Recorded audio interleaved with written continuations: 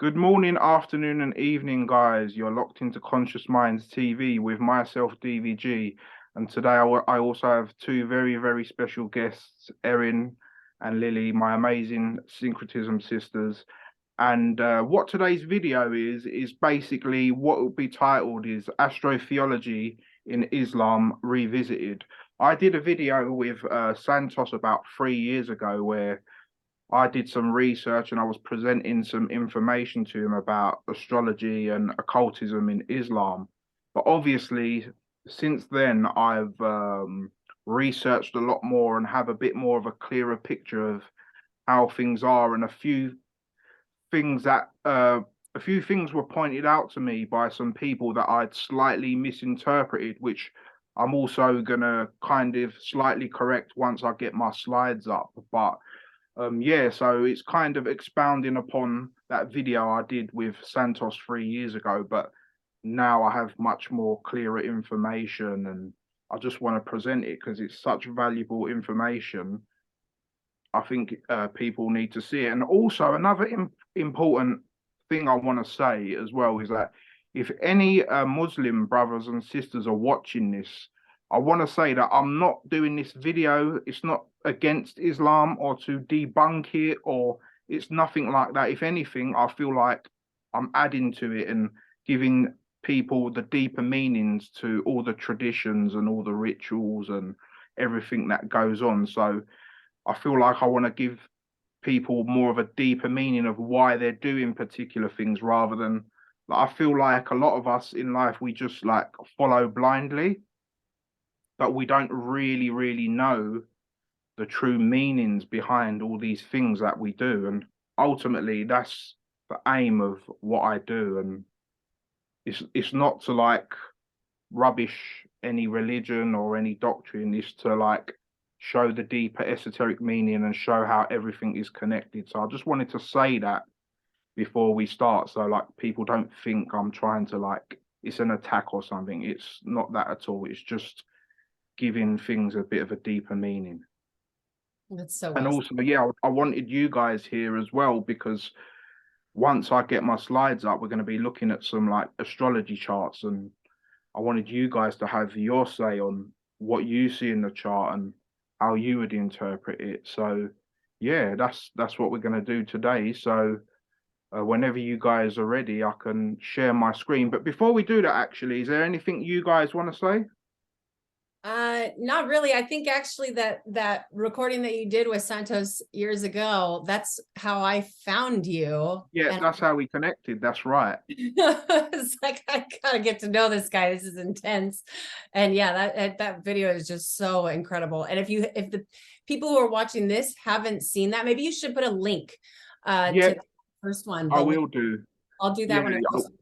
Yeah. for sure, I will do. And yeah, it's just that, like I said, I found out so much more since doing that video. It's like, even when I watch that video now, I still like it, but because I know more than what I did back then, it's like I feel like it's not complete because I didn't have more pieces to add to it. But now I've got more pieces. Hopefully, people will get a bit more of a clearer picture. But I just want to start off with um, a verse in the Quran. It's from the chapter Jonah. And I think I read this when we did our show last time, when it was just us three, but it weren't specifically about this subject. But I just want to read it because I think it will be a good way to start the show off because like astrology in Islam, it's almost seen quite a taboo thing in Islam. That it's like it's forbidden and it's like, yeah, it's not really seen as a good thing. But I want to read something in here that I find contradictory to that, and we can start the show off with that if that's all right. Yeah. So let me just find it. So it's chapter 10, Jonah. Right, and it starts from verse 5, and it says, "It is he who made the sun a shining radiance and the moon a light, determining phases for it, so that you might know the number of years and how to calculate time. God did not create all these without a true purpose. He explains his signs to those who understand. In succession of night and day, and in what God created in the heavens and the earth, there are truly signs for those who are aware of him. Those who do not expect to meet us and are pleased with the life of this world, contenting themselves with it and paying no heed to our signs, shall have the fire for their homes because of what they do. So I don't know how Muslims come to a conclusion that astrology is, or knowing the heavens is a bad thing, because in the Quran it blatantly states that those who know the heavens will go to the good place, and those who are stuck in materialism and concentrated like on earth will go to the hellfire. So I just wanted to start off with that verse, and it baffles me sometimes how people read things but they seem to miss out things, or they just don't pay no attention to particular verses. And it's funny because I watch a lot of religious videos and debates, and I've never ever heard anyone just speak about that verse. You get what I mean? Like, whereas there's so many of these little things within the whole book, but it just seems to be, it feels like people just use what suits them. Do you get what I mean? Rather than taking every little section and reading it. But yeah, I just wanted to start off with that. There's a lot more in here about the seven heavens. There's a whole chapter on the constellations. But again, I'm going to go through that once I go through my slides. So when you guys are ready, I can share my screen and we can get going. Lily, do you want to add anything to that? No? Okay. All right. Okay, let's see here. Let me make you host, Mehmet. Okay, no problem. And make host. There we go. Okay, so share screen, desktop, share. Right. So can you guys see this? Yes. Okay. So this slide, what it is, this slide is actually from this book. But because the reason why I bought this book, which is called Allah, the Quran, Venus and You, is because I found some of it in PDF form, but it wasn't the whole book. Oh. So I've got quite a lot of pages of this book on here, which I will read from the screen, as it will be easier rather than reading from the book. But I'll also read from here because I don't have some of the pages I don't have on PDF. So I'm going to read from both. But this is just like an introduction from the author. And he says, the Quran speaks against fortune telling, which Muslims have concluded is astrology. Surah Al-Ma'idah 5:3 commands, forbidden is also to use arrows seeking luck or decision, all that is of disobedience of Allah and sin. In Arabic, the word burj means constellations or zodiac signs, like in Hebrew, the word Mazaroth found in the book of Job. The Quran has a surah chapter called Burj in the 85th chapter, and it is dedicated to the constellations or the zodiac. Thus, the Quran could not be anti-astrology, as most Muslims have been taught.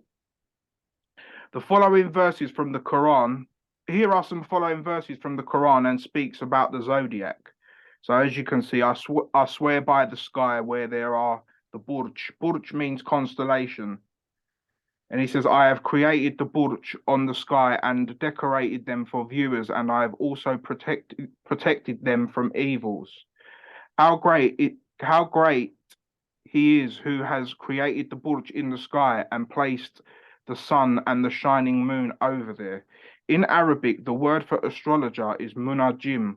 Astrology is il al-najum, and the word for astronomy is il al-hay, Arabic for astronomy. Certain Muslim sects refer to the Prophet Enoch or Idris in Arabic as the founder or science of the stars. So that's just like an introduction from that book. Yeah. Allah, Venus, Quran, and You. Can you pronounce that word one more time? What is it? Baruj? Burj. Baruj. Okay. Yeah. I've actually did some etymology on it. It's the same word as like berg or borough, or the Okay. word it comes from that basically. Well, I think it's interesting that Enoch, like they're saying that about Enoch, because I learned something recently about Enoch and the pit. Like he was thrown in a pit. Is that true? Like a friend of mine who I believe is Jewish taught me this, and she was kind of talking about it being like Joseph being thrown in the pit, and it's like the pit of Tartarus, and then in Right. the pre-Socratics, when I'm reading, like they're talking about how the four rivers like come together in this pit of Tartarus, and that's the four elements, and like the arising of reality coming out of that, right? But that would be like Enoch, and I just think that's interesting. Do you guys know more about that, about Enoch? Did he get thrown in a pit? I don't know about that, but it's funny you mentioned Enoch because it comes up later in one of my other slides. Because in the Islamic theology, Enoch is known as Idris, who is known as the sun, basically. wow. So that's going to be relevant when I read more things later on. But going to the next slide, I just want to. This is just a recap. I did do this in the first video, but I just want to do a little recap on how the Islamic calendar works. And it's a lunar calendar, it's based on the moon. So I'll just read this quickly. It says the Islamic or Hijra calendar is made up of 12 lunar months. Traces of Jewish holidays like Rosh Hashanah, Yom Kippur, Pesach, the Passover, the Shavuot, Pentecost are still evident in this calendar. However, because of the structural changes in the Islamic calendar, the Jewish and Islamic celebration of these holidays coincides only once in every 33 years. So what that is, because basically the Islamic calendar is lunar, it's 354 days, which is 10 days less than a solar calendar. So every year, the new year goes back 10 days in the solar calendar. So for example, if just say the first day of Muharram, which is the first month of the Islamic calendar, is on the 10th of August this year, the next year it will be on the 1st of August. So it goes back 10 days every year. And for it to come back to the exact same solar day, it takes 33 years, ironically. And obviously that number is very significant in occult knowledge. And also that connects with the moon cycle with the sun, because obviously, like after 33 days would be when you'd get a new moon as well. So again, because obviously it's 28 days, isn't it, for until from one new moon to another. Yes. Then after that, it's like a resurrection, basically, because that's why Jesus was resurrected at 33. So the correlation between the moon and sun also creates that number 33 as well, which is really interesting. Yeah. So yeah, and also it says here the Islamic calendar is made up of 12 lunar months. The Hijri year is therefore 354 days. This means that any given month will migrate throughout the solar year. Each Islamic year starts about 11 days earlier each Gregorian solar year. The Islamic year is considered to have started at the sunset of Thursday, the 15th of July, 622 on the Julian calendar. This is going to be really relevant when I get to my next slide. So yeah, so this explains basically the names of the months, so of each month here.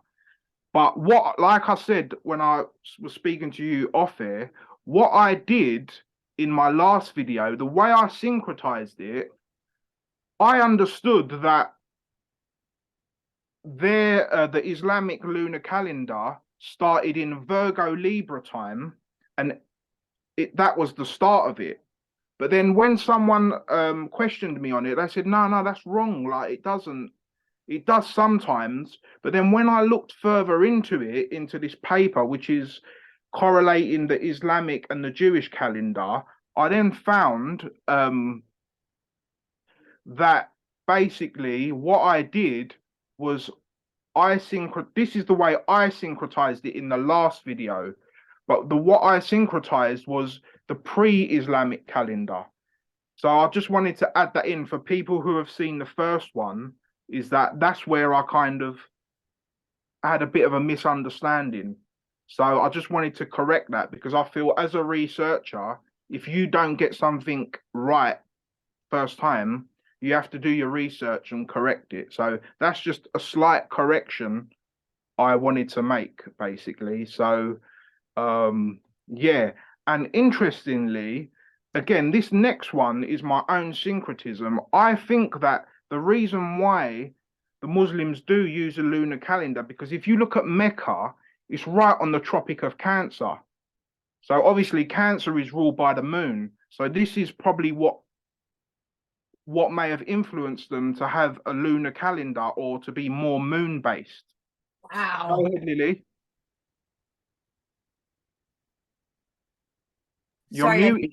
I muted Yeah. myself because my computer's a little loud, but I think that they're a lunar civilization because they're more like the blue path, and like that like it's like a juxtaposition against Christianity. I mean, this might be a little bit polemical, but I think that they knew Christianity was wrong, you know? And so you see, even on their flag, they have a moon and a star, right? So they're like a more matriarchal culture.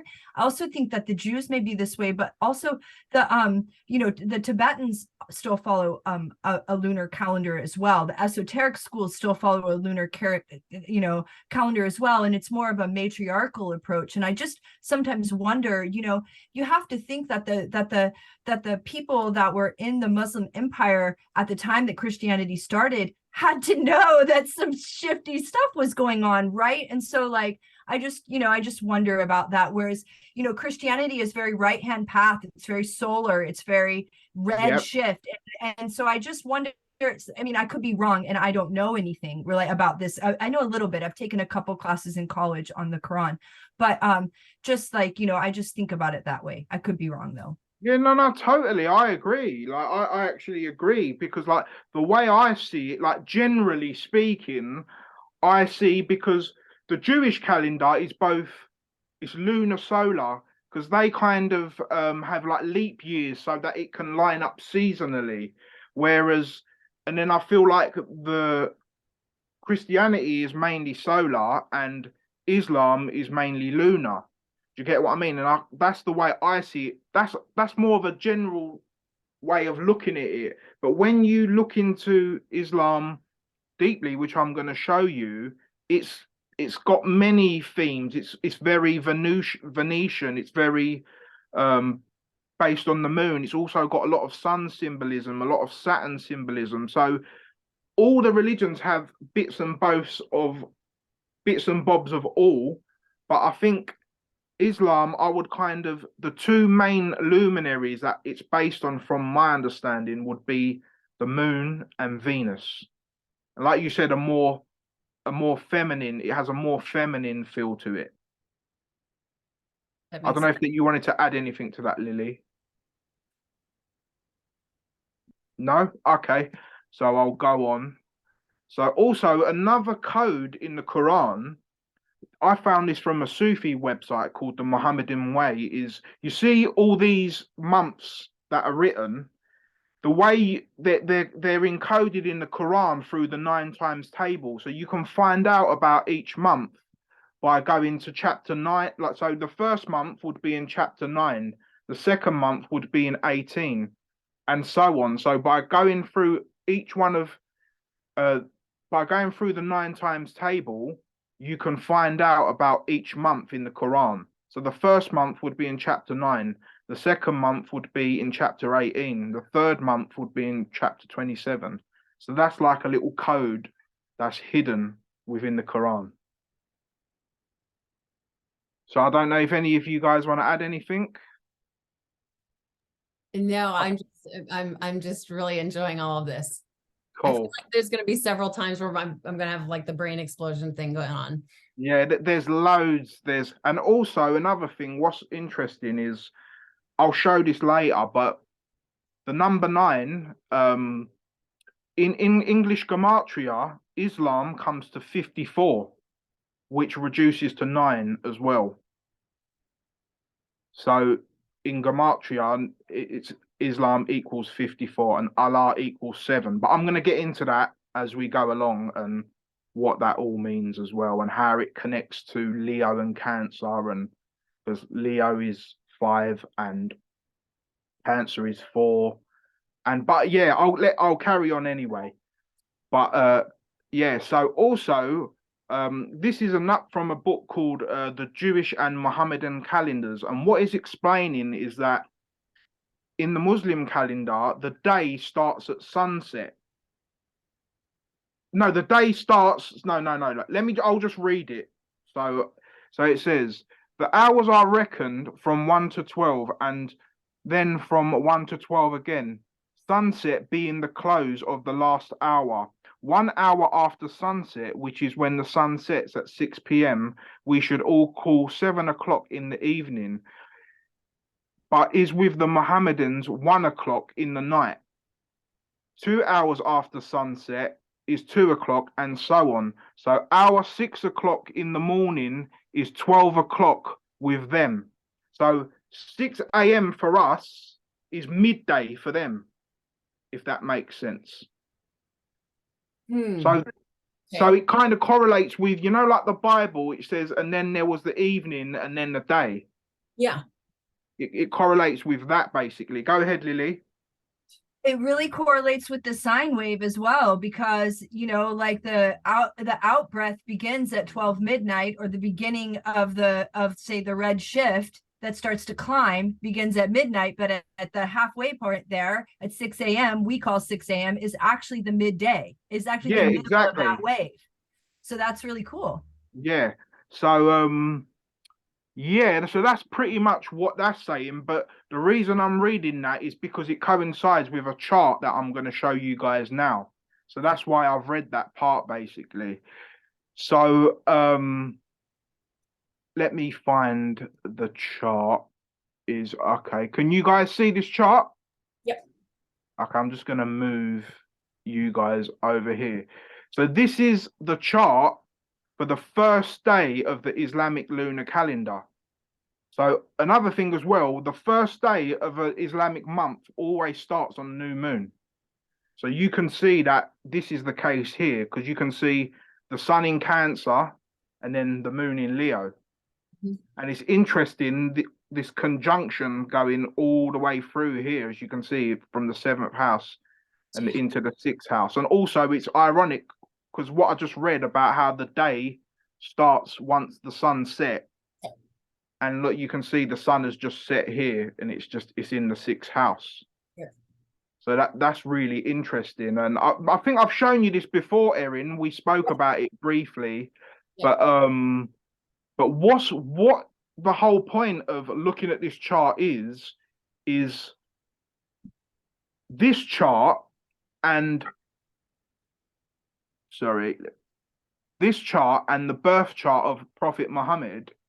If you can both look, the cardinal houses are the fixed signs. So you can see Aquarius rising, Taurus IC, Leo 7th, and Scorpio 10th. Mm-hmm. But then when you go, and this is the first day of the Islamic lunar calendar, so it's based on the fixed signs. But then when you go to the chart of the Prophet Muhammad, it's the same, ironically. He's got an Aquarius rising. But what's interesting as well, if you look at a lot of his placements, they are in the fixed houses. Yeah. So he's got Aquarius rising, his sun is in Taurus, Zero moon in Leo, and then he's got a Jupiter-Saturn conjunction in the 9th house in Scorpio. Yeah. So it's really, so as you can see, it's based a lot on the fixed signs. Yeah. But how I came across this was, there is a man in Turkey, he's called Ayhan Özcimbit, and he's got a channel called Islamic Astrology, and he wrote this book. It's called The Codes of Kaaba. It's in Turkish, basically. And what he's explained is that the four corners of the Kaaba in Mecca are the four fixed signs of the zodiac, basically. So the eastern side is Aquarius and deals with the element of air. The northern side is Taurus and deals with the element of earth. The west side is Leo and deals with the element of fire. And then the south side is Scorpio and deals with the element of water. But the reason why this is because from Kaaba, most of the land is north of Kaaba. You got like Eurasia and all that land. So that's why Earth represents the north side of Kaaba. And then west of the Kaaba is the Sahara, where it's hot and dry. So then that's why it corresponds with Leo and fire. And then the south of the Earth is where there is most of the oceans. So this is why it correlates with the element of water and Scorpio. And then obviously the east is where the sun rises, so it correlates with air and Aquarius. But also, the first four chapters of the Quran are based on the four fixed signs of the zodiac. If you read, the first one is Al-Fatiha, which is kind of a declaration. And you know they go around the Kaaba 7 times. Well, there's 7 verses in the first chapter. So these are the 7 principles of Islam. And this deals with Aquarius and air and I know, like knowledge. And Saturn as well, being number 7 and being ruled, Saturn rules Aquarius. Okay. So, was you going to say something, Lily? Yeah, well, I thought it would be cool kind of I laughed because when you said the south corner was water, I was like, oh yeah, of course, because think about the Prophet Muhammad's chart and how he had that big Jupiter conjunction on the midheaven in Scorpio in water in the south, right? Like that lines up perfectly with this. And I was also going to say, but I don't want to detract from point, but so I won't explain it fully, but just to say that in Tibetan Buddhism and in esoteric practice, potentially, if I'm extrapolating from one to the other, that like we do the same things where we put elements on the corners. And that I think that potentially that they're choosing the elements for a reason based on what happens at that angle too. Like I like what you've said here about the countries, and I think you're probably 100% right. I'm just like saying another point is that in our own practice, or how do we work with this, that they put like different elements there because like what's rising in the east is what you want rising, what's on the southern is like what you're known for, which setting is like relational and whatever you're dealing with setting, and then what's in the north is kind of what you want to rework or let die and reborn or whatever. So it's kind of the hardest angle, and we kind of want to like put the hardest thing there. So it's just kind of interesting to think about these angles and how different religions, what element they put there, because we know that the 4 corners actually have an element, right? Like we know that anyway, according to seasons, they have a certain temperament. So that means that they have a certain energy that they do, and then we can put the elements there to do that energy to the element.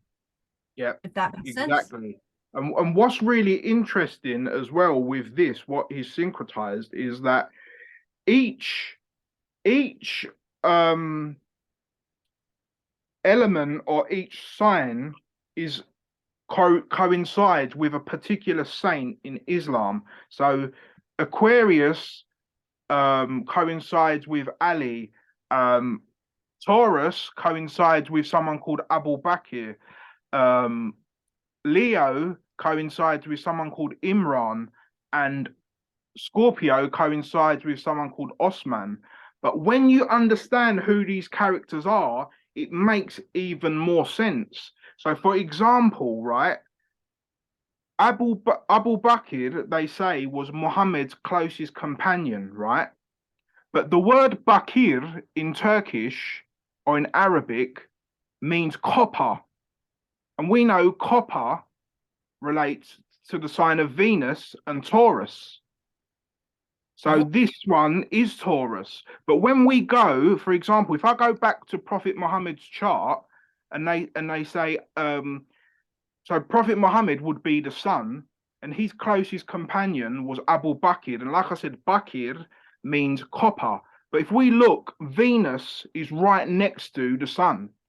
Yep. So you see that, well, that's what makes sense to me. And I know that would probably make sense to you guys, but that really, really stood out for me when I saw that, basically. So that makes loads of sense, like astrologically, or people who understand astrology. But going back to this, also, if you look at this guy here, he's called Imran, the one who corresponds with Leo. But when I looked at who Imran is in Christian theology, it's Joachim or Joachim. I don't know how you pronounce it.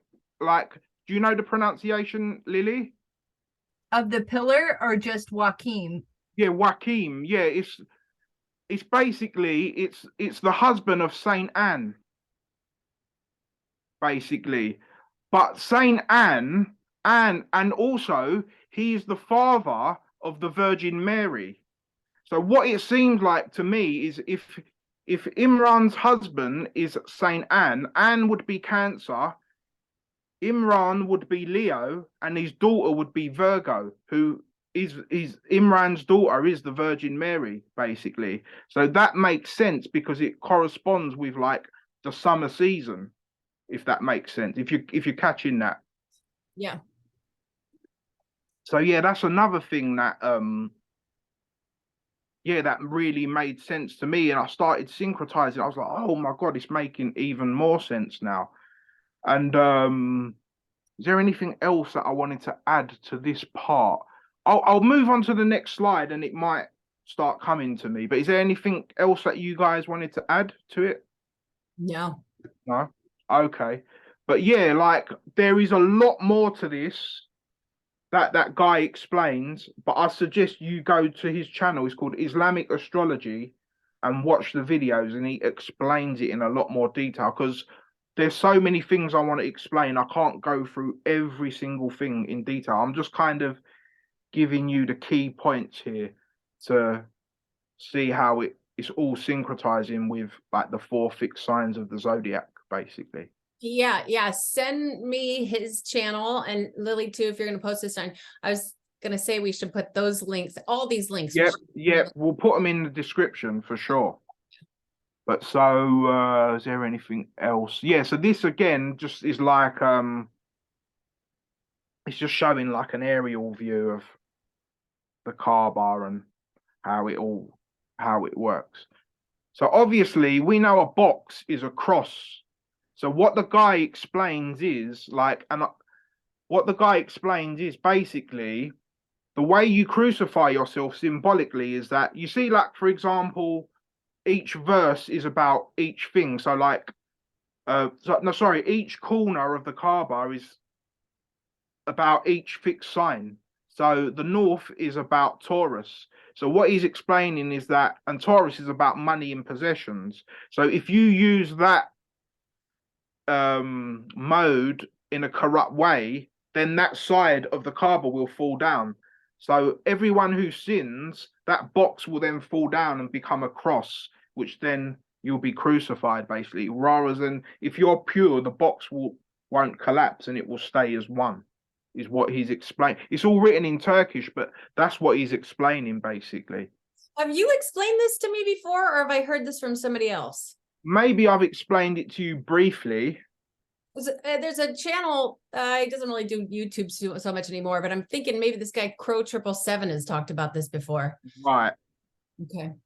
But yeah, so so obviously as well, we know in tarot the Wheel of Fortune is based on the 4 fixed signs, which is also to do with Yahweh or Jehovah, Yod He Vah. And what's interesting, that in Jewish gematria, Yod He Vah comes to the number 26. But when you add up the 4 fixed signs, 2 + 5 plus 8 plus 11 also equals 26. But the name of God or Yahweh is also 26. And 26 all like comes to number 8, and then you see you got the 8-spoke wheel. So you can see like the connections of how it correlates to like the Bible and the wheel of Ezekiel, which I'm going to show you now as well. But go on, Lily, you was going to say something. Say it while it's on your mind. I was thinking the wheel of Ezekiel. That's Yeah. exactly what I was thinking. Yeah. Here we go. But yeah, so here it is. Yeah, so it says their faces look like this. Each of the 4 had a face of a man, and on the right side, each had the face of a lion. On the left, the face of an ox, and then the face of an eagle. Obviously, the man is Aquarius, the eagle is Scorpio, the ox is Taurus, and the lion is Leo, obviously. But yeah, and interestingly, like what I did, these are the whiteboards I did for the Syncretism Society, and when you get like the Arabic correlation of the word Yod He Vahe, so it's Yah, Ha, Wa, Ha, which is Yahweh. So Yod is in Arabic Yah. Okay. Hay is Ha, so Yaha, and then Vav is Wa, and then Ha again. So that's Yah, Ha, Wa, Ha, Yahweh, Yahweh. Oh, So it's based all on Yahweh. But the thing I've always had a problem with is I don't know if Yahweh is the supreme being or it's more of a demigod. What's your interpretation on that, Lily? Because in this book, it says that Yahweh is more of a material god rather than the supreme being. I don't know, except for the fact that I think the supreme being is probably not in, like, there's a realm, and that the supreme being is above it, and everything else we can conceptualize, speak to, anything else would be not that being. And so I would think that Yahweh is the demiurge right under that is actually the creator of everything. And that seems to be what I've been reading a lot lately about, like I mentioned, the pre-Socratics and how that connects with Sufism and stuff, and that seems to be what they're saying. Yeah, I totally agree as well, because it just like it's so, you can just see it in all this symbolism. It's there that, because if you look at the word, for example, here Allah comes to number 7. We know 7 is the number of materialism and the 7 colors of the electromagnetic spectrum, whereas Islam comes to 9, and 9 is more of a spiritual number. And also Allah comes to 7, and so does Yahweh in English gematria. So that's very telling to me. But like, I don't know, maybe certain people would disagree, but this is what I found basically. So yeah, I don't know if you want to add to that, Lily. But yeah, even regardless of the Islam thing, there's some really, really interesting ones here. Like, for example, pineal, which is your third eye, reduces to 3.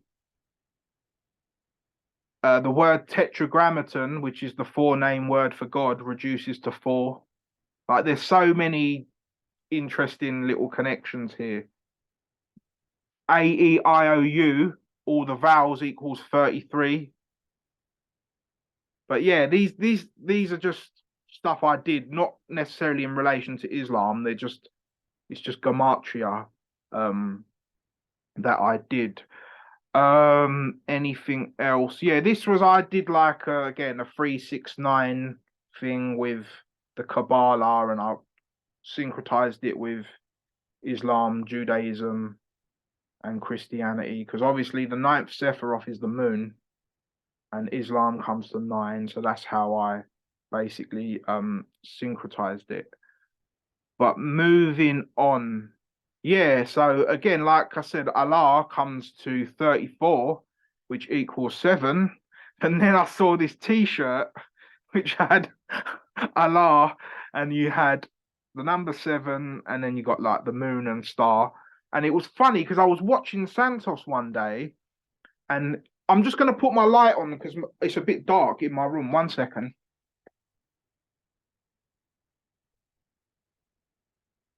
Santos was saying that the sighting of a new moon is 7% of the moon as well. But you know, he always talks about underneath the rays, like if any planet is 15 degrees either way of the sun, it won't be seen until it goes 16 degrees away. But it's interesting because 16 also is reduces to the number 7 as well. So that's just, again, my own little syncretism that I made. I haven't read this. This is just from my own connections, basically. I love the way your brain works. But yeah, so then there's that. This was sent to me. Yeah, that's super cool. A brother. It's like little confirmations of, but you know, like from the argument by design. You know? Is that, were you talking about the 7 thing, Lily? Or are you talking about this picture? Yeah, and just my internet connection's not great, but yeah, all the gematria and the way that it works. I mean, it's like, it's just confirmation from the argument by design that there has to be some sort of God or some sort of higher power that in the beauty of the design of everything, because you just couldn't make it up, you know? Yeah, exactly. It's too perfect. It's either that or there's just one, or it could just be the demiurge who created all this thing to just line up perfectly, and once you get to a particular way of seeing things, you can work it all out. That's the way I see it. But a brother sent this to me on Facebook, and this blew my mind. This is Mecca, but you can see it looks like the dollar bill, and this is like the eye from a bird's eye position. But I'll show you more pictures as well now when I scroll through. Yeah, so like you can see it there, like this would be the iris, and people going around would be like the eye and stuff. So yeah. And also, they're saying that it was based on before it become monotheistic. Mecca was, they say, there was a lot of idol worship there. So, and they say it was based on like a triple goddess, like which connects to like a lot of the Sumerian stuff of Alat, Manat, and Al-Uzza. And yeah, he sent me this, and I was like, wow, like it's really interesting. And you can see the pyramid as well, like the 2 pillars as well, and then the middle pillar. Because this connects with like the whole Kabbalah of like the pillar of severity, the pillar of unity, and the pillar of wisdom. So it connects with all that stuff as well. Is that black and white checkered floor too? Is that what's going on? I don't know if that's real. I think it might be in the picture. Someone might have added that. I don't think that's okay. I don't know though, if I'm being honest. Good eye, Erin. I didn't see that. That's funny though. 1 second. What am I? The pictures of the of Mecca as an eye sort of freaked me out a little bit, looked a little scary, right? And it reminded me of 2001 Space Odyssey, and that like black box that's like kind of freaky. And I just like, I don't know what the connection is, but my imagination just like immediately went there, and I was like, it's just a little freaky, huh? Ah, right. I haven't seen it. Unfortunately, I'm not a movie person. Yeah. I know there's a lot of symbolism, a lot of connections. Yeah, like the movies are a whole nother like thing. There's so much in movies. There really is. Moving on, when you become a Muslim, there's something called a shahada. It's like you have to say something. It's like swearing to an oath kind of thing, basically. And even that is astrological, and I'm going to read to you again. That is from this book here. That is from this book. and I'll read what it says and then I'll explain it in more detail. It says, therefore, when one reads the Quran with this view must be employed as it is with the Holy Bible. Let us begin with an examination of the pillars of Islam. The first one is called the Shahada and sometimes called the Kalima, meaning the word or declaration. So every time when you become a Muslim, you have to say this thing basically. When a Muslim takes their Shahada, they say in Arabic, La ilaha illallah, which means there is no God but Allah. When you look at this saying in Arabic, you immediately notice that it is 4 words which represent the 4 cardinal points as the 4 corners of the Kaaba. The second is the syllables in the Kalima. The Kalima is seven representative of 7 visible planets, 7 chakras, and the number of circumambulations around the Kaaba. Lastly, the Kalima has 12 Arabic letters for the 12 tribes of Israel, the 12 cardinal nerves, and the 12 zodiacal signs. So what it's saying is that declaration that you make has 7 syllables and is made up of 12 letters. So 7 is the planets, and the 12 words, 12 letters are the 12 signs. So if I say it out, you will see it is actually 7 syllables. So it's La ilaha illa Allah, which is 7. And that is the Shahada. That's what you have to say when you declare yourself as a Muslim. So yeah, it's 7 syllables and 12 words. 7 and 12 equal 19. 1 and 9 equal 1. So that's unity. And Adam also equals 19 as well. The name Adam. So again, you can see there's also that symbolism even within the declaration. You've got the 7 and 12 hidden inside it. And this is from a book. I can't remember the exact name, but it's by Henry Corbin. I knew Lily would know who that is. But yeah, he says here, we can refer to the only doctrines of the 2 main branches of Shiism. Anyone who don't know, Islam is kind of based into 2 main sects, which is Sunni and Shia. Sunni would be more of a literal interpretation, whereas the Shias have more of an esoteric interpretation.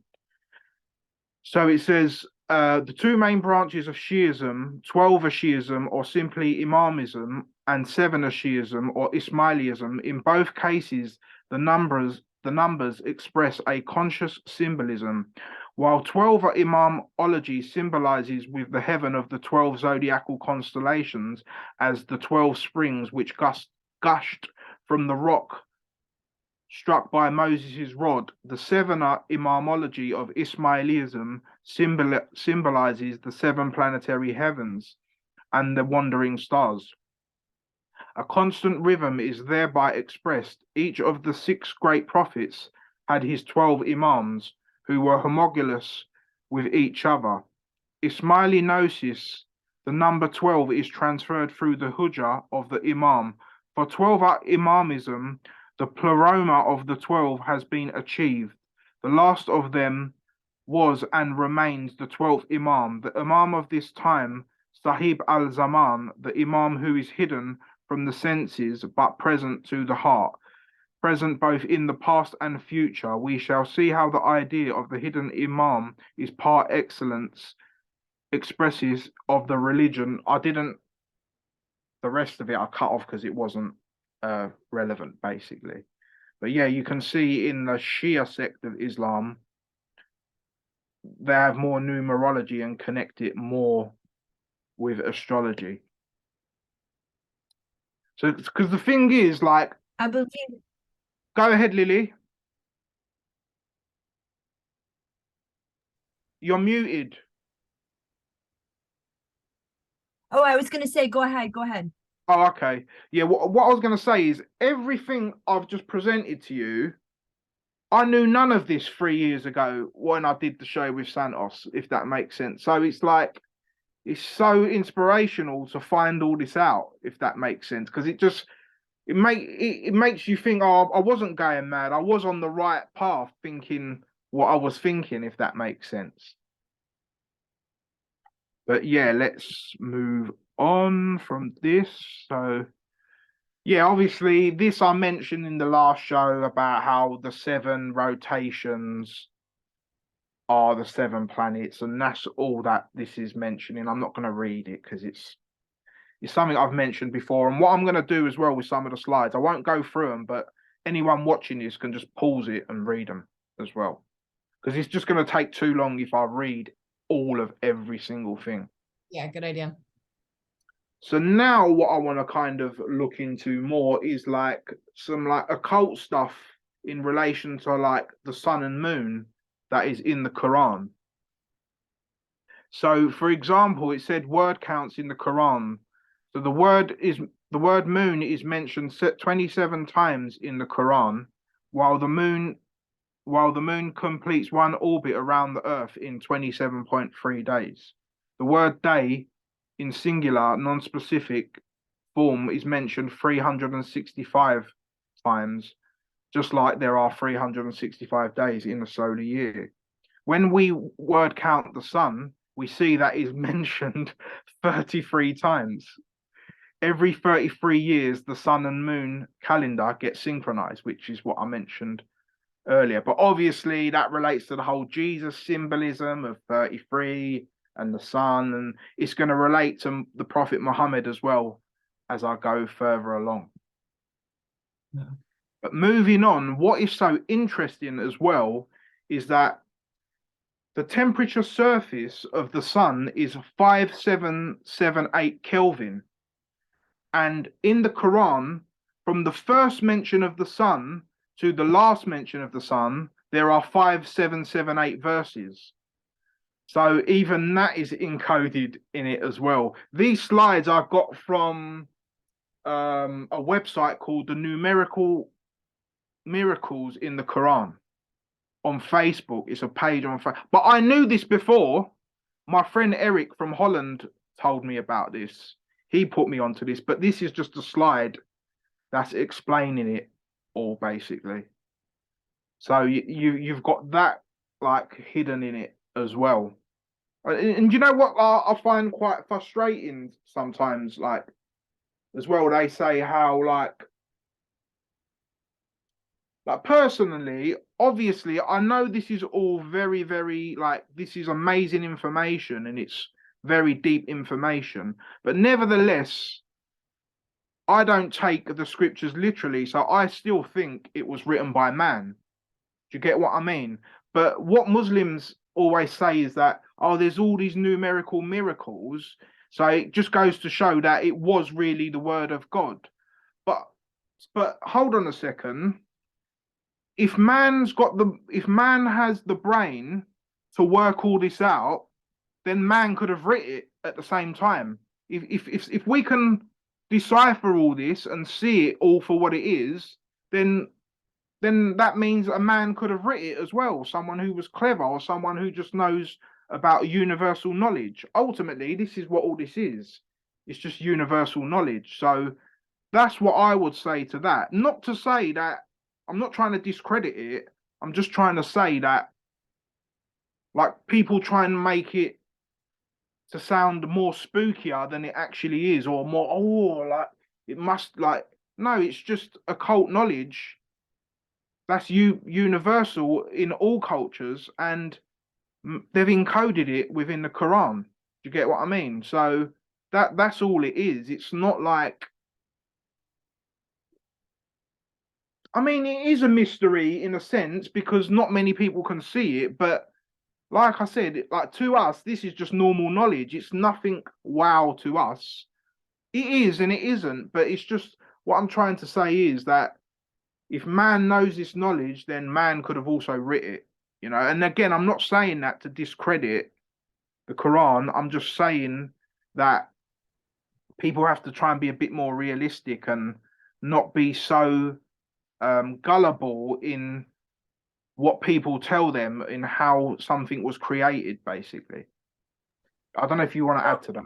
I do. Don't you also think though that like it was probably channeled? Like it's like we move out of our mind and let the Lord come through, or let spirit come through.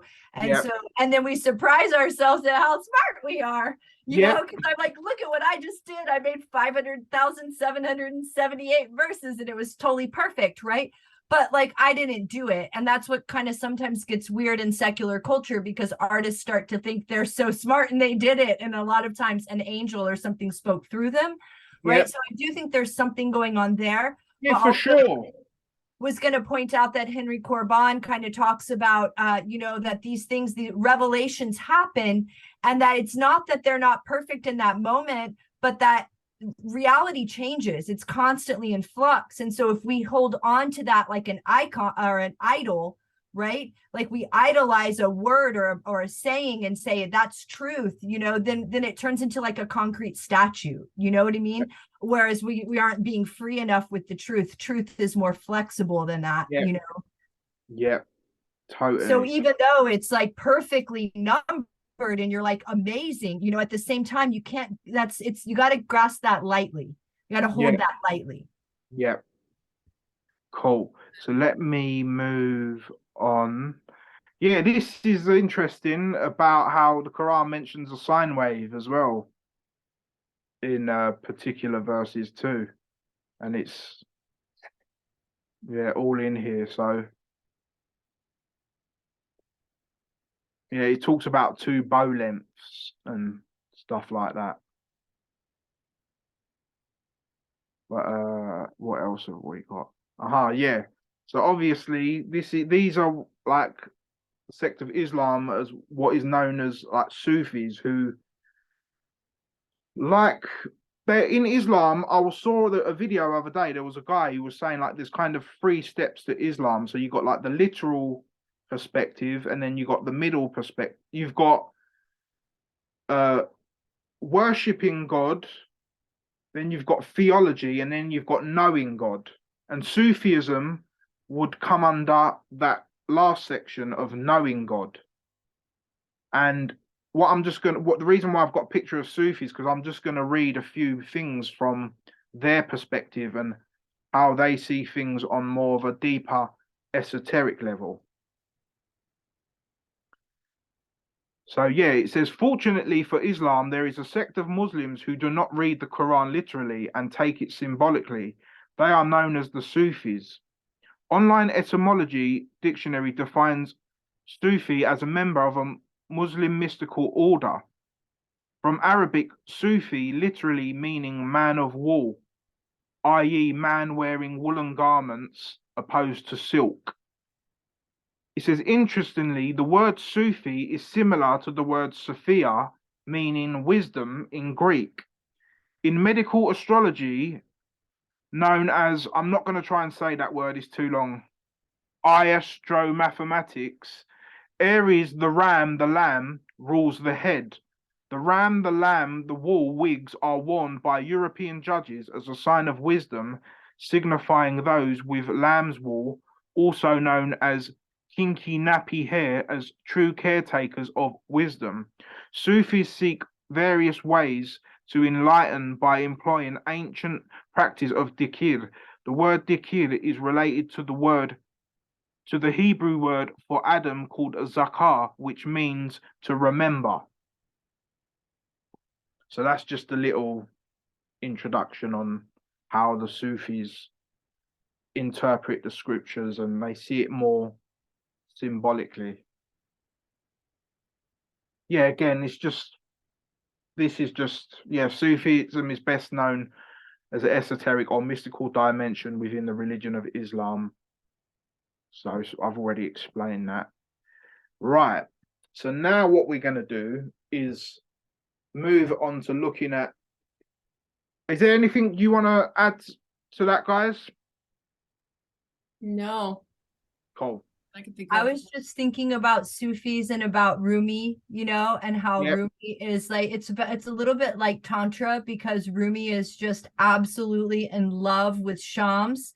It's like all like he's just longing and so brokenhearted in love with Shams, who's the sun, right? Yeah, And like exactly. from that parable of light in the Quran and becoming like it. So I get how we're probably getting ready to go there, but like the sun, right, is also very astrological. Yeah, which leads perfectly onto my next slide. And I want to talk about Prophet Muhammad and him being a symbol of the sun. And it's so crazy because I read this way before I bought this book. And then when I bought this book, it totally sealed it for me. But let me read. Again, this is from a Sufi website. It says, I will start just briefly that the Prophet and all of the prophets of divinely presence are the sun of our life. They are the center of our being, and within their hearts is Allah, the divinely light. Means that Allah Azza wa Jal can be found in the heart of the Rasulullah. Rasulullah is like another name for Muhammad. It means like a prophet. Where was I? Okay, our whole life is to circumambulate that reality, and like the sun of our dunya, the sun of our reality is in the understanding of the greatness of Sayyidina Muhammad, and means for us to understand when we see it in a circular form, we see it like the sun. We know that as that Allah's divinely present is blessing the reality and the soul of Muhammad. The reality of Muhammad illuminates all of existence. So obviously, this Sufi website is correlating Muhammad to the sun. But what's interesting here, can you see the name Rasulullah here? Yeah. Well, it means that it's called Rasulullah, or it's called Rasul, which when you break that down is Rasul. So that's the Rasul of Allah, basically. Muhammad would be the Rasul of Allah. But then when I go to the next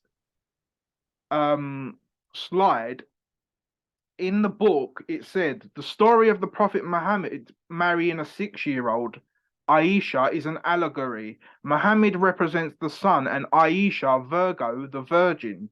When the sun enters Virgo, it's astrosexual, just like when the sun and moon consummate. To take a wild guess, what is the 6th sign in astrology? You guess it, Virgo. This is why Aisha is said to have been 6 when she married the Prophet.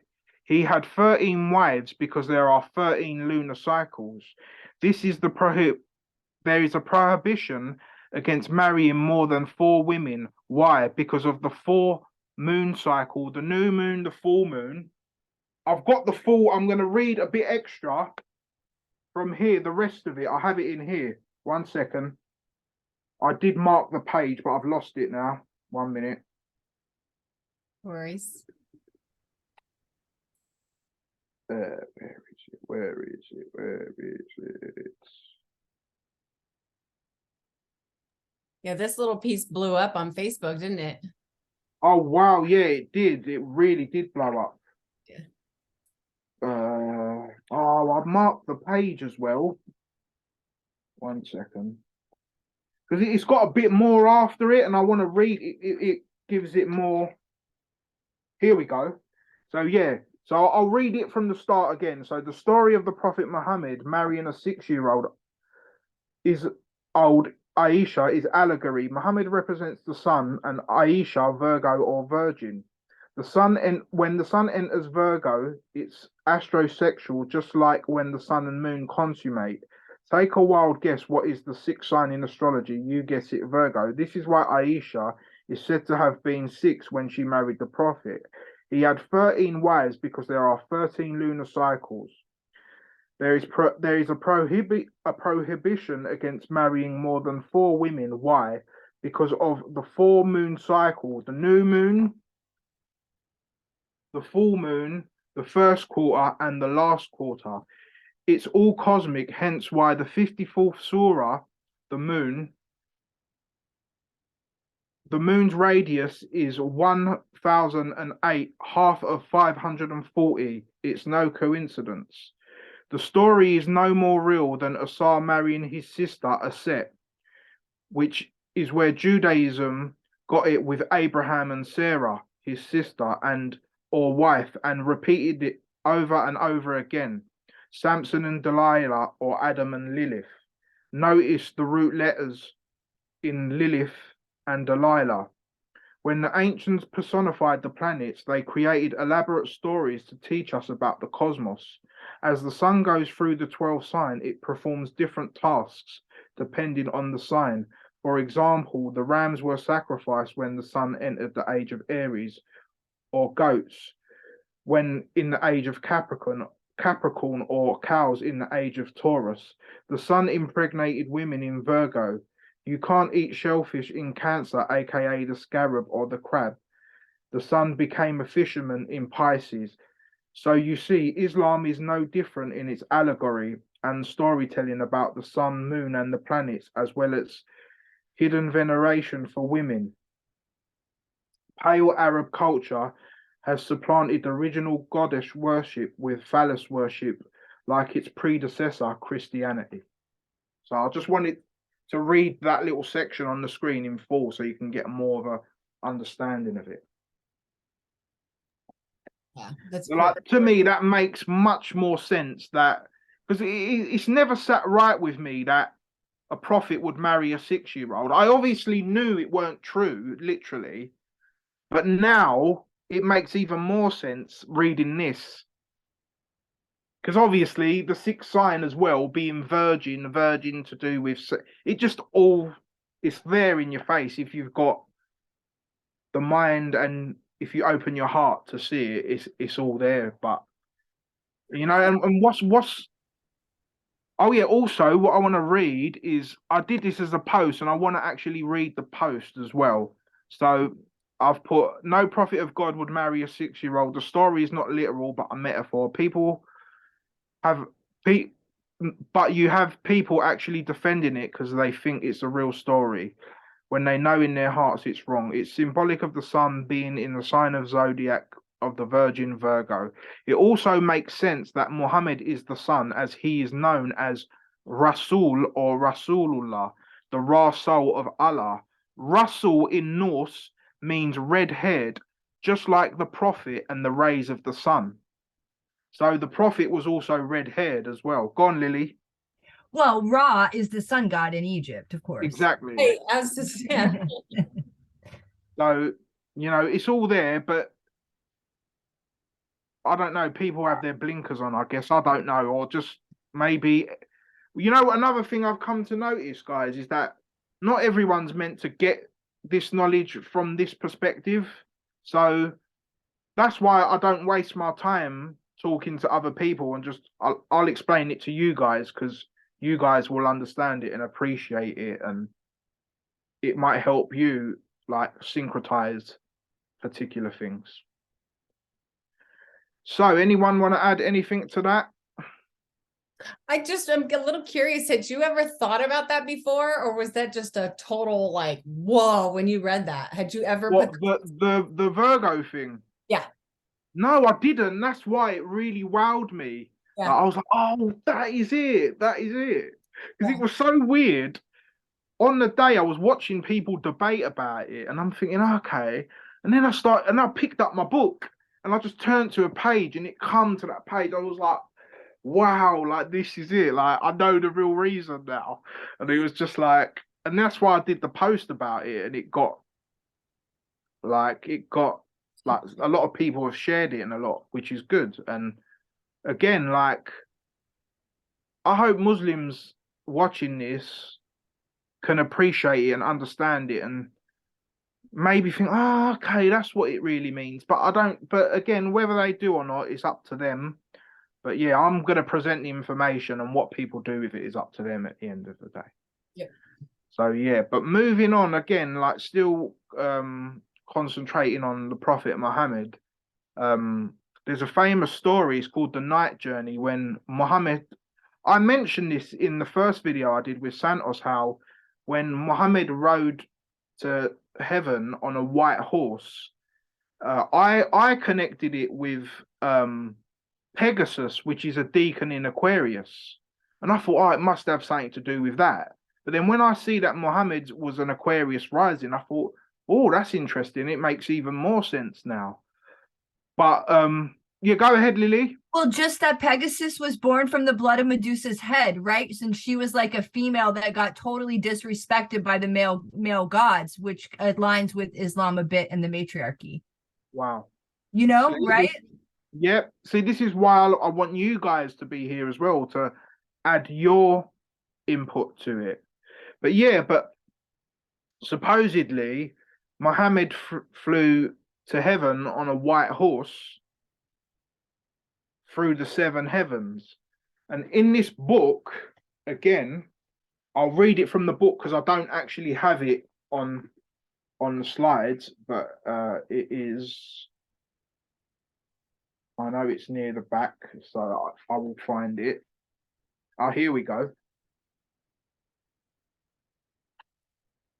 So yeah, so this is all to do with the hippocampus as well, basically. But this is going to be quite a long bit, so I'm just going to read it. So it says, where shall I start it from? It says, Europeans used this concept when created their cosmologies and religions to mirror what was illustrated in Egypt. Therefore, it comes as no surprise that attached to Ammon's horn is the amygdala, named after Mary Magdalene. The amygdala is attached to both ends of the hippocampus and is responsible for the fight or flight and euphoria feelings. The word hippocampus means seahorse in the Greek language. This is because it relates to the Greek cosmology of Pegasus, the white horse born out of the sea created by the god Poseidon. When you view the hippocampus, it looks like a seahorse. Thus, one can tell how the Greeks copied this concept of using parts of their brain to symbolize deities in their cosmologies. In the image of the white horse with wings that could fly also made its way into other cosmologies. Shango is shown with a white horse, Jesus rides a white horse, and the Prophet Muhammad rode a steed called Burak, which had the face of a woman, the wings of an eagle. According to the hadith of the Bukhari, it was described then a white animal which was smaller than a mule and bigger than a donkey that was brought to me. The animal's step reached the farthest point within the animal's sight. A hadith story allegedly written by the companions of Muhammad. A portion of this story is being transported from Mecca to Jerusalem. So basically, going from Mecca to Jerusalem is just going from your lower nature to your higher nature, which is why he went through seven heavens, which are your seven chakras and your seven planets. But I'm going to get into that more deeply. Where else? It says, interestingly, the description of the Al-Burak is very similar to the four beasts that surround the throne in the Holy Bible in Revelation 19. These four beasts that surround the throne represent the four zodiac signs associated with the fixed signs of the zodiac. Scorpio, eagle wings, Aquarius, face of a woman, Taurus, bull, and Leo, lion. This is also similar to Ha-Aket, the Sphinx, which faces the rising sun in the east. So again, you see the four fixed signs symbology that connects to Muhammad's chart and the first day of Islam as well. So yeah, I just wanted to add that to this. But what I want to talk about now is, obviously, as we know, the scriptures ain't literal. So how did Muhammad really go to the seven heavens? Did he literally go there? Was it a meditation, or did he do it through psychedelics? And I've come across some interesting work, and which is what I'm going to discuss next. So this is from Manly P. Hall, and he explains this journey to heaven from Muhammad. It says, in the 7th surah of the Quran, it is written that upon a certain night, Muhammad was transported from the temple at Mecca to that of Jerusalem, but no details were given of this strange journey. Muhammad is made to describe his ascent through the seven heavens into the icy presence of the May-veiled God and his subsequent return to his own bed, all in a single night. Muhammad was awakened in the night by the angel Gabriel, who, after removing the prophet's heart, washed the cavity with Zamzam water and filled the heart itself with faith and science. A strange creature called the Al-Barak, or the lightning bolt, the lightning bolt was brought from the conveyance of the prophet. Al-Barak is described as a white animal of the shape and size of a mule, with the head of a woman and the tail of a peacock.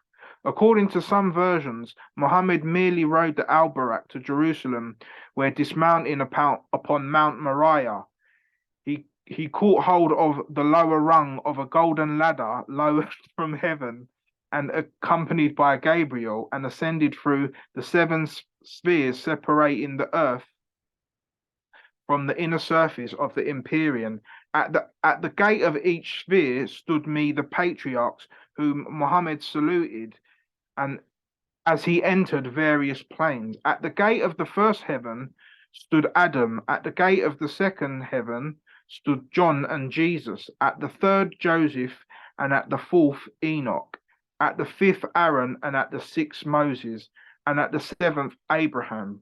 Another order of the patriarchs is given, which places Jesus at the gate of the seventh house, and upon reaching this point, Muhammad is said to have requested Jesus to intercede for him before the throne of God.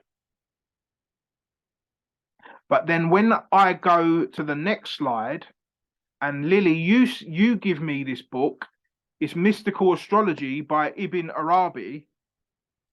He explains the same thing. So he explains that, where shall I start from? Okay, let's start from the Islamic esotericism we know situates the functions symbolically in different planetary skies. According to this order of correspondences, which, however, cannot be understood except within the spiritual perspective and in some way within the cyclic of Islam, Abraham, Sayyidina Ibrahim, resides in the sky of Saturn, Moses in that of Jupiter, Aaron in that of Mars, Enoch in that of the Sun, Joseph in that of Venus, Jesus in that of Mercury, and Adam in that of the Moon. So it shows that these seven heavens or these seven patriarchs that Muhammad came across are symbolic of the seven heavens. But when you look at the etymology of some of these, it makes sense that Aaron is Mars, because we know A and I are interchangeable. So then that would be iron. Aaron would become iron. Then iron is the metal of Mars. Yep. So it makes sense when you understand that. One thing which, like, when I first saw it, when I saw Jesus as Mercury, I thought, why, that's wrong, because Jesus is Jupiter. But then I think I've explained this to you, Erin, before, is that I see Mercury, well, obviously, just say Jesus is Jupiter, but he can be Mercury as well, because every sign that is ruled by Jupiter, the opposing sign is ruled by Mercury. So you got Pisces, Virgo, Gemini, Sagittarius. So it could be like a mirror image, if that makes sense. Yeah. So that's how I made sense of Jesus corresponding with Mercury. But yeah, I don't know if Lily wants to add anything to this, or you, Erin, or... No, Well, go ahead, Lily. I was just gonna say I'm gonna have to think on that Jesus Mercury thing for a while. That's a Cohen. Yeah, I thought that as well, but then the only connection that I could make was that, again, astrologically, it's just like the Mercury Jupiter oppositions in the wheel, basically. That's the connection that I made that connects Jesus. Well, Jesus was a teacher. Mercury's a teacher. Yeah. Jesus was also youthful. He's supposed to be the child of the sun, not the sun. right? Yeah. I mean, he is later the son, but he's the child of the son in a body when he's here, which, you know, so there may be something like that. Yeah. I don't Yeah, know, but this Enoch and the sun thing brings me back to that pit again. Yeah. Because yeah, so there's something going on there. It's interesting. I'm sorry Yeah. to cut you off, Erin. No, not at all. That's why I want you guys here, so you can add your interpretation to it, and you might spark my mind. Think, oh, okay, so like, no, that's why I want you guys to get involved, basically. But yeah, I'm so gonna have to take some time to really like. In fact, I'm gonna. yeah, of course. Obviously, it's quite heavy stuff, but I'm just, yeah, you're gonna have, once you read through it and you watch back and listen to it, Erin, you'd probably, if you read this yourself, you'd probably understand it more by you actually reading it and thinking, okay, rather than me explaining it fast, because I'm aware of it and I know. Right, You right. get what I mean? But yeah, so the question which now arises is, how did Muhammad reach God in the seven heavens? So then I came across two books that gives me some like esoteric explanation.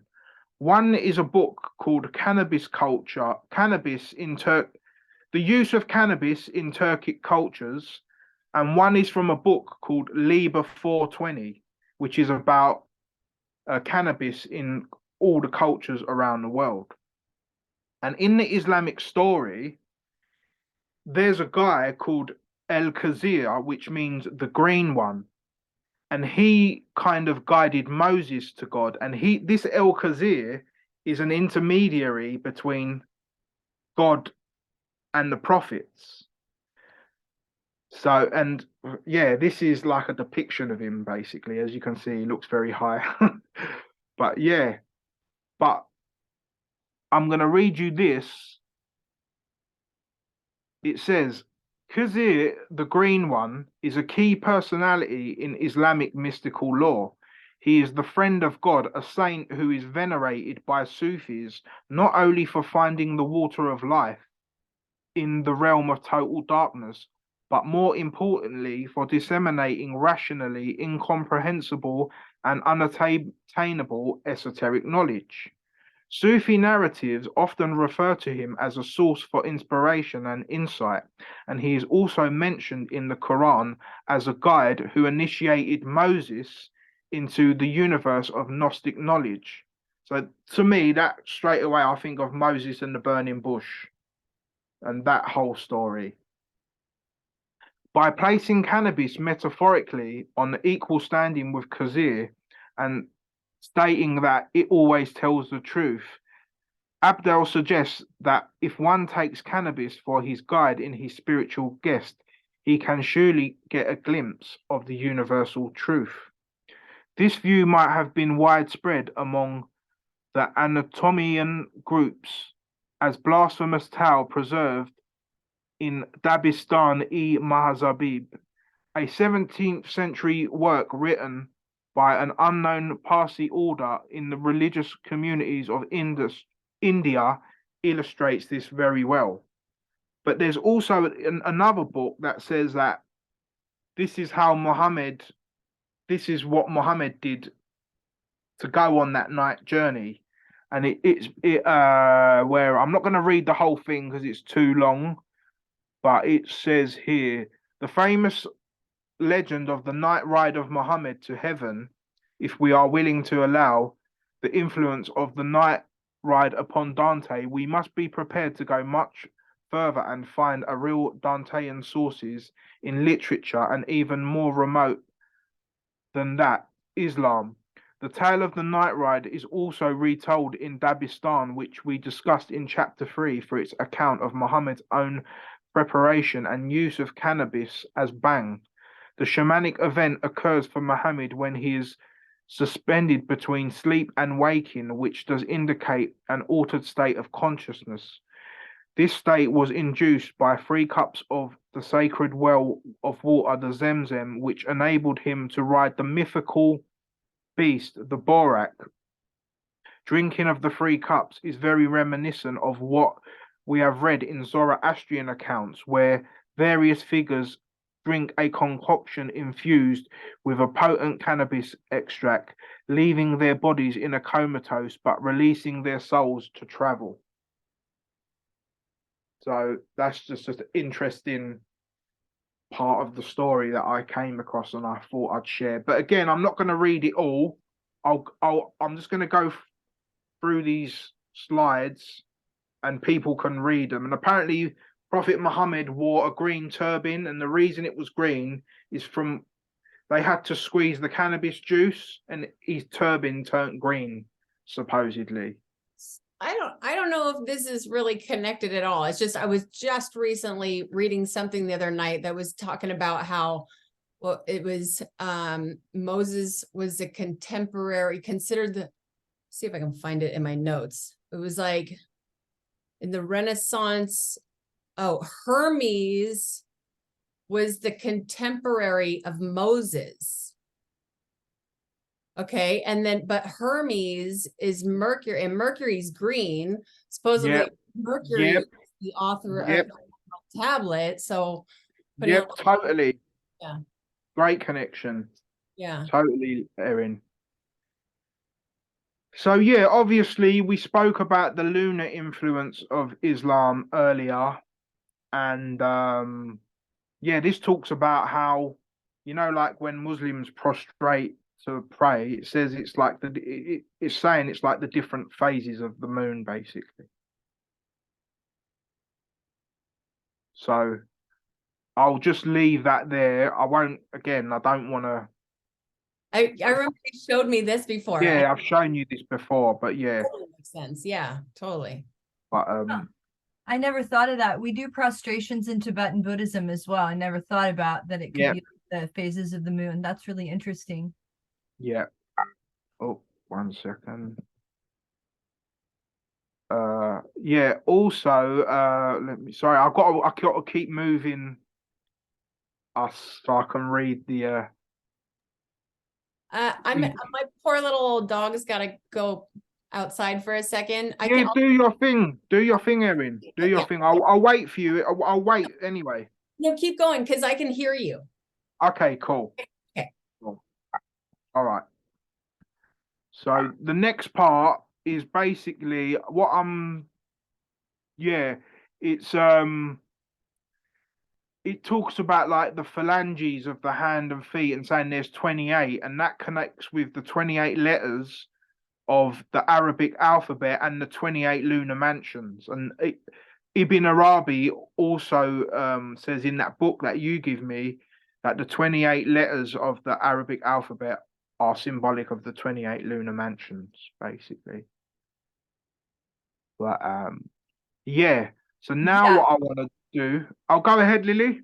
Well, I was just going to say right there with those 28 letters in the lunar mansions that it seemed like to me, and I don't know about it yet, but that there was quite a way to work with the energy, like as a practitioner there, like a way to apply our astrology if we only understood it a little better.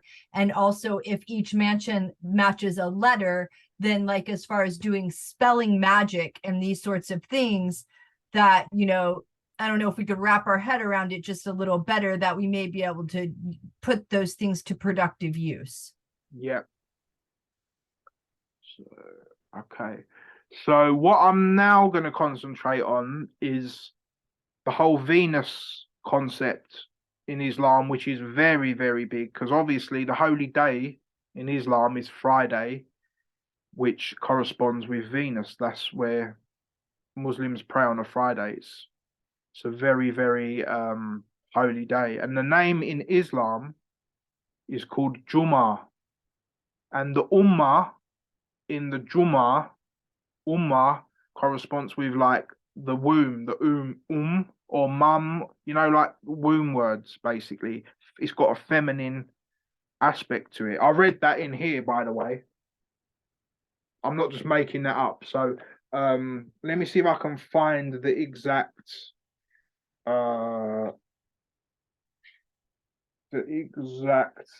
thing where he mentions it until Erin comes back.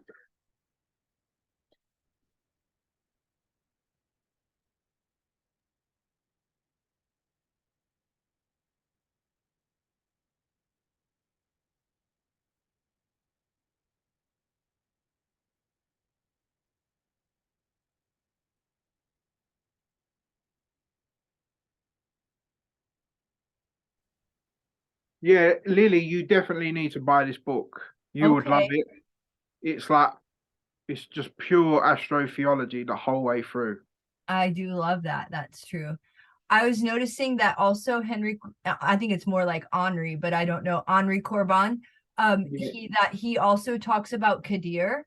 And that was one thing that, like, a topic I really thought was interesting, because he kind of says until a Kadir appears, you're a little bit paused on your path as an initiate and mystic. yeah, And I mean, and I agree. I'm not, like, of course, like, not downing the idea that had to do with cannabis, very well. Like, that could yeah, definitely, like, skyrocket someone into a different kind of hypnagogic state between dream and waking or whatever. But I was just, kind of reflecting in my own practice, about, like, the appearance of a Kadir kind of guide, which is more like an image, and it's like a guardian angel that you just kind of know is there. yeah, Right. And so, there's something about that as well. But I loved the pictures that you had of that artwork was yeah, fantastic with the green and everything. Really cute.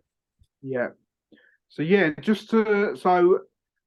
what I'm going to concentrate now is on like the Venus parts of the Islam, the symbology in Islam, and here it says, obviously we know the Kaaba has 6 sides, but here it says 6 in numerology is the number that deals with home life, health, and it also number dealing with feminine energy and stands to reason why Allah is related to Venus.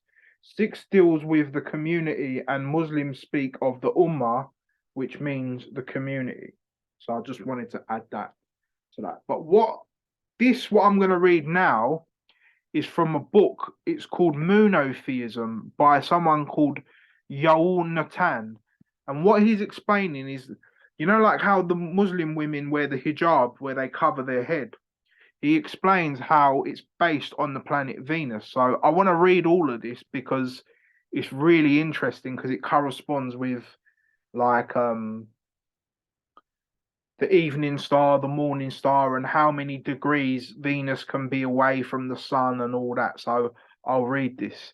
It says the pre-Islamic women of Mecca considered themselves the women of Tariq, a reference to Venus, because Muhammad and Muslims thought women were under the control of Venus. It was thought that women were ought to act like Venus, while the male stars and planets traverse the skies. Venus stays on the horizon and is only seen briefly compared to most other stars and planets.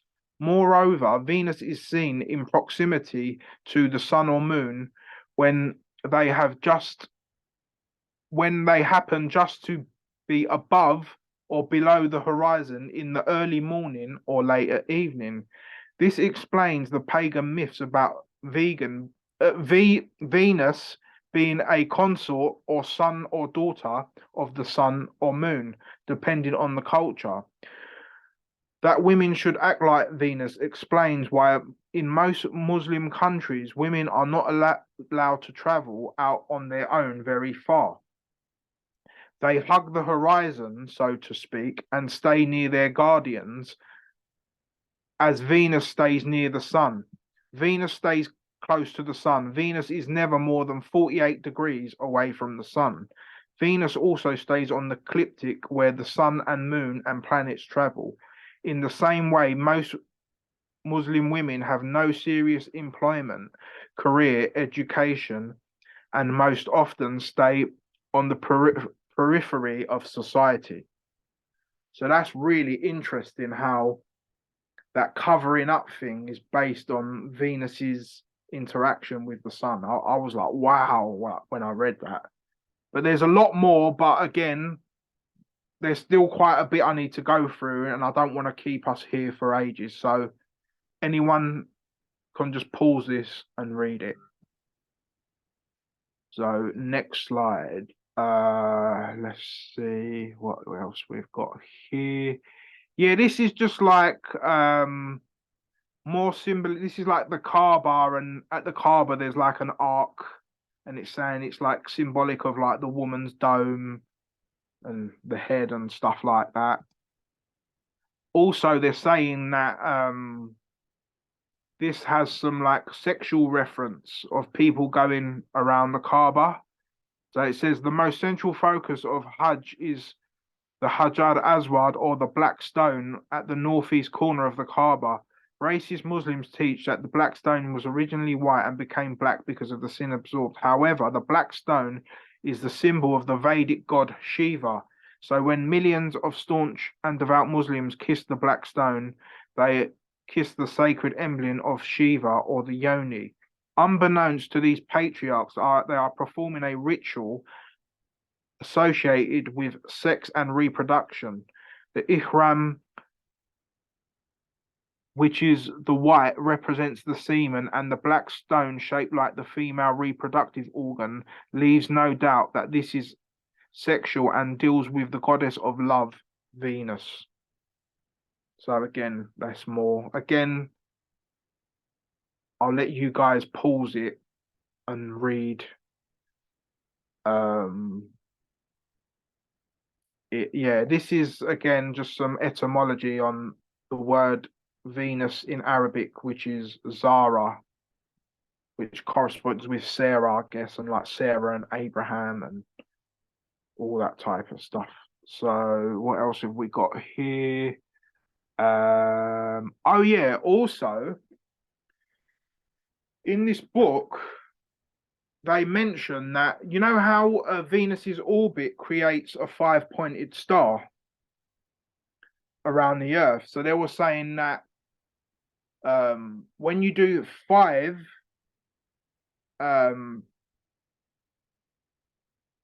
360 divided by 5 equals 72. And 72 is obviously a processional number because the zodiac processes 1 degree every 72 years. But also the Kaaba has 6 sides, which are 360 degrees. So 6 times 360 is 2,160, which is the age of a year, of a zodiacal year as well. So there's also that encoded in it as well. But the guy don't say that in here. He says that it corresponds with the diameter of the moon being 2,160 something. But then I connected it to the ages, to the amount of years in each age, which is 2,160 years. So yeah, you've got that as well. What else have we got? So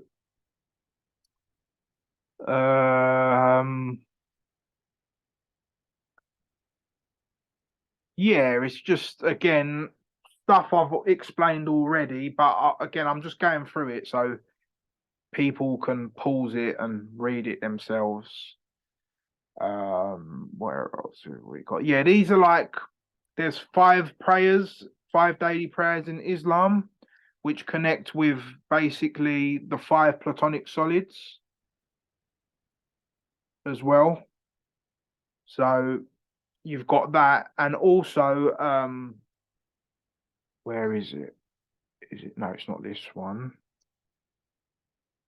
No, it basically talks about how each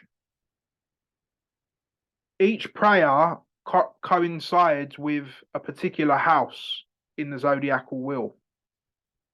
So like, for example, the first one will be in the 12th house, and then the second one will be in particular houses, basically. I'm sure I've got it on here, but I must have misplaced it. I might come across it. But Lily, this is what I wanted to ask you about. You know, is there a deity in the Zoroastrian theology called Ahriman? Would that connect with Saturn? I think so, maybe. Very Aquarius, I get the feeling. I mean, I mostly learned about that through Rudolf Steiner, so I can't say that I'm like had from people who practice Zoroastrianism as a religion, and even Persian kind of, people who are like authentically telling me this in books or whatever. That's not where I got the information. I got it from Rudolf Steiner. And yeah. Ahriman is like a huge character in his whole eschatological drama. Mm-hmm. Yeah, and I would say Saturn. Yeah, because it's interesting. It's saying, this is from a book called Esoteric Islam. It's saying that Surah 55, which is called Ar-Rahman, like Ariman, is based on Saturn worship, basically. Because I know I've heard you mention Ariman in your videos, and then when I saw this, I was like, oh wow, I want to talk to Lily about this, because she might be able to make the connection. But what's interesting in it being 55 is that Saturn in Gematria comes to 55 as well, which is crazy. So like, yeah, it's again, it's just all there when you look at it all. Yeah, here is like, I was just gonna say, I mean, unless somebody's really, really deep into studying this stuff, the puzzle pieces are so really, really challenging for the average person to be able to, you know, put all the puzzle pieces together and connect the dots, you know? Yeah, it is a bit. The thing is, it takes a lot of work, basically, and a lot of research and a lot of stuff to connect it. But like, it's weird. Like since like it's like Santos has given us the guide, Yeah. and now we can like know how to make the connections. Do you get what I mean? And it's just I come across them every single day, and it's crazy. Like for example. You see, it says here, Saturn, the Islamic tradition, it says Sawum. That means fasting, right? This Sawum here, that which is an Islamic tradition, connects with Saturn. But Sawum means fasting, and Saturn is about restriction. So again, there's that connection there. But what is even more interesting, as this Islamic tradition, Sawum, is how you say Saturday in Welsh, which also Saturday is Saturn's day. So you've got that connection there as well. So that's go ahead, Lily. What might be funny is to have me and Erin tell you what salat means based on the moon, and what Hajj means and what zakat means, just based on what we know these planets mean. I bet you I could tell you what each of these days, like what these words mean, you know? Yeah, of course. I mean, and I just know jihad is about fighting, and obviously Mars is martial and about fighting, right? Exactly. So that's what I'm saying. It's just like zakat means charity, and it's connected with Jupiter. So again, it's just it's all there basically. So what else have we got? This is about Saturn, more Saturn stuff. What else have we got? Oh, there is a chapter in the Quran. It's the 53rd chapter, and it's all about the stars. And what this author is saying is that if you read through that chapter, it's explaining each zodiac sign from Aries to Pisces. So 1 second, I just need to move this. Yeah, so for example, Aries, like it says, by the star when it setteth, your comrade erreth not, nor is deceived, nor doth he speak. And it explains each one. When it comes to Gemini, it talks about twins. When it comes to Scorpio, it talks about like sex and all that. It all lines up. Like it's perfect. And even as well, you know how I mentioned the first four chapters of the Quran are based on the fixed signs.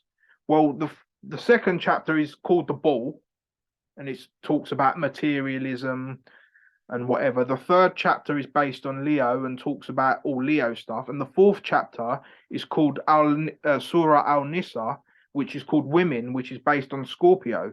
And it talks about inheritances and sexuality and all that stuff. So you can see when you read the actual chapters how it is based on the actual signs as well. So where are we? Lily is it's so funny, you guys. When it like all of them are really long, but when it comes to Pisces, it's just really short. But the translation is rather prostrate yourselves before Allah and serve Him. So you guys are the guys. Just short and simple. And the rest What of else? it's all our imagination Yeah, and fear. but what else have we got here? Okay, so these are the Islamic beads, basically, and there are 99 of them, which is 3 times 33, basically. So, and Allah, they say Allah, there's 99 names of Allah, basically. So 99 comes to 18, which comes to 9. Again, it's like the 9 thing. Yeah, these are the names. How do they is that just happens to be a green set, or are they always No, that just happens to be green. Yeah, just yeah. There's different colors, but also there's a slide I forgot to put in here. Is that according to the Islamic religion, when you die and you go to heaven, you always remain. Once you get to heaven, you remain at the age of 33, and yeah, you have like white woolly hair and all this stuff. I've got the post of it on Facebook, but I swear I screenshotted it on here. But 1 second, I might have just gone past it. Let's have a look. Did I go past it? Oh,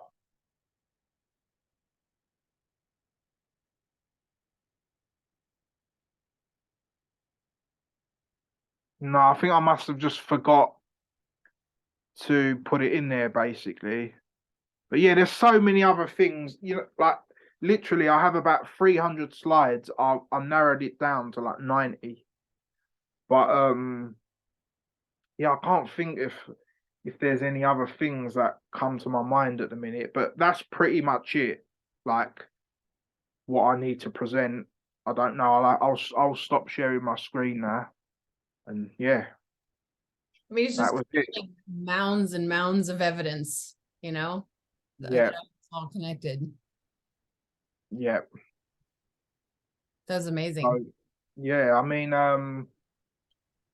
yeah, I hope people watching this enjoyed it and made sense of it. And like I said, the aim of this video is to enlighten people. It's not to go against people or to say people's religions are wrong or whatever. It's just that I wish that people can understand it for what it really is, rather than just just going along with it. Because one thing I hate is seeing my fellow human being being deceived.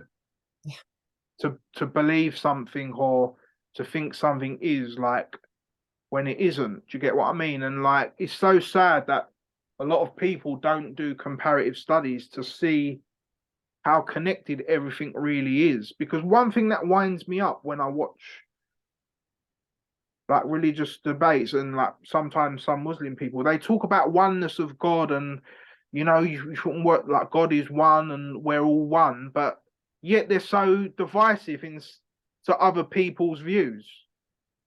So it's kind of a contradiction in its sense, like in a sense that like everything will be different because we all have different cultures and different ways of seeing things. So the Indians will interpret it in a different way. The Jews will interpret it in one way. The Aboriginals will interpret in another way.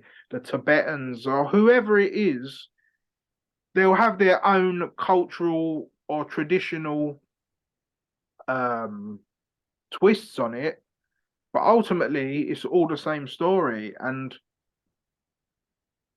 the more people realize that, I think the more we will become unified as an earth, and everyone on earth will have more respect for each other rather than saying, oh, it's either my religion or all the other ones are wrong, or for example. So it's just all connected. And once you see that, I don't know, it gives me goosebumps and makes me happy to see that everyone really is pushing the same thing, but they're not realizing it ultimately. Yeah. And in my opinion, it is all based on astrology, all of it, you know? Yeah, it's based on astrology, occult sciences, everything. Oh, another thing I forgot to mention, in this book, it mentions that, you know, you have like the Masonic, like the Shriners who wear the hat with the moon and star. Well, they say that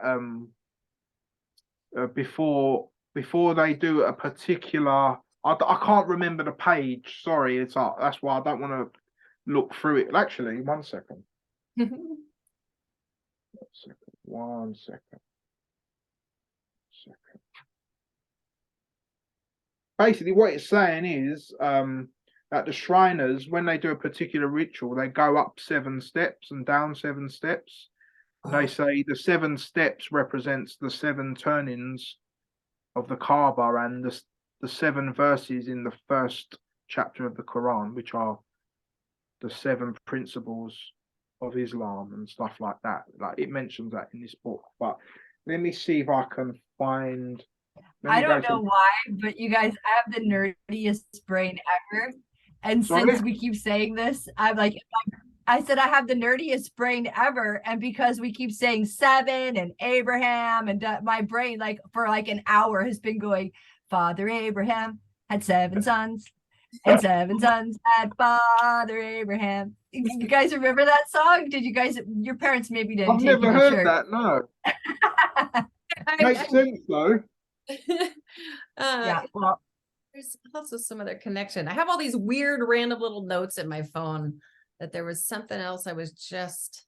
Okay, 1-1. We're all like, okay, now what was this other thing I was gonna look up? 1-1-16.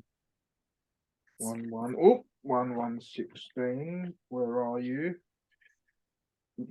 Where is it? Well, I'll just read it once. It says, the Shriner order attempts to combine some of the teachings of Christianity with the teachings of Islam. The Shriner's ritual states our alliance or our right of our mystic shrine is an ancient, honorable, benevolent, and secret. It is devoted to the cause of justice, truth, and mercy. It is as ancient as the cornerstone of Muhammad's temple in Mecca, and a secret as modern Muslim vow that bound to the tribe of Arabia to Allah and their God, as an honorable Christian, and the tenets to which is dedicated when assumed cannot be eschewed or cast aloof. Although Shriners attempt to combine both religions, their teachings is predominantly based on the history of the Prophet Muhammad's teachings of Islam and the symbolisms of Kaaba and Hajj. Where does it say about the 7 thing? I know I read it in here. 1 second. I did not know that. Here we go. I'm surprised you didn't. It says this talks about that first chapter in the Quran, which I'm saying has 7 verses, which is the 7 everything, 7 days, 7 planets, 7 chakras. It says the prayer is called the opening. Al-Fatiha is the opening of the 7 seals. The Bible says the book was sealed and was taken to several men to see if they could open the book of the 7 seals. And I saw in the right hand of him that sat on the throne a book written within and on the backside, sealed with 7 seals. And I saw a strong angel proclaiming with a loud voice, who is worthy to open the book and to loose the seals thereof.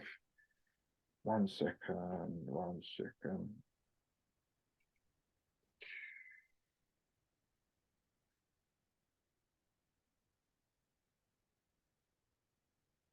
I'll read this last bit and then it is in this book though, but it says in the Bible, John the Revelator says he wept much because no one was found upon and read the book. With the coming of the Prophet Muhammad, he must have stopped weeping because the hadith reports that during Muhammad's ascension to the seventh heaven, he met Jesus and John the Baptist, and he was not weeping. In fact, he bestowed the peace and blessing of Allah upon the Prophet Muhammad.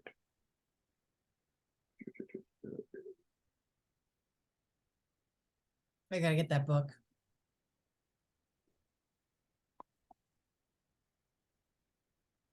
I'm trying to remember. Isn't there seven principles of Hermeticism too? Yeah, exactly. Yeah.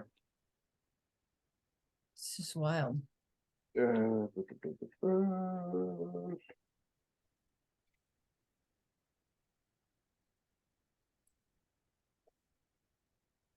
Anyway, it is in here. If someone reads this book, I just don't want to waste your time looking for it. But yeah, that's what I've got to present, guys. There's a lot more, but again, we could be here for years talking about it. Do you get what I'm saying? So I hope you guys enjoyed it, and yeah. Yeah, definitely. And then we probably should have said this in the beginning, but if people want to find, so if somebody's watching this on my channel, where do they find you guys? I'm at Conscious Minds TV. Like if they want to connect with you, just find you on Facebook or something.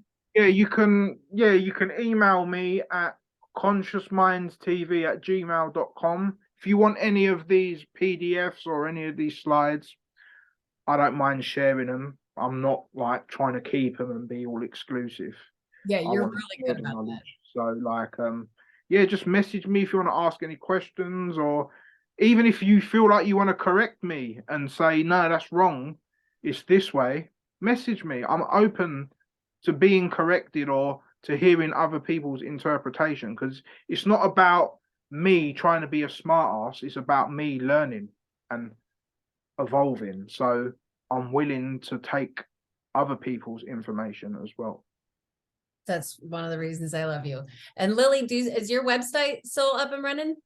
Yeah, I have it up at earthstarOM.com, but you can always find me through Mehmet and Erin because we're truly friends. So it's been so nice to meet you guys. Exactly. And I love you guys, and I've missed you very much. And it was super awesome to hear your inspiration and everything you've been learning, Mehmet. And I'm so excited for you about your new opportunities and things in your other world as well. Likewise to you guys as well. All right, well, I'm going to end the recording here. We'll probably just chit chat for another few minutes. Cool. Okay. All right.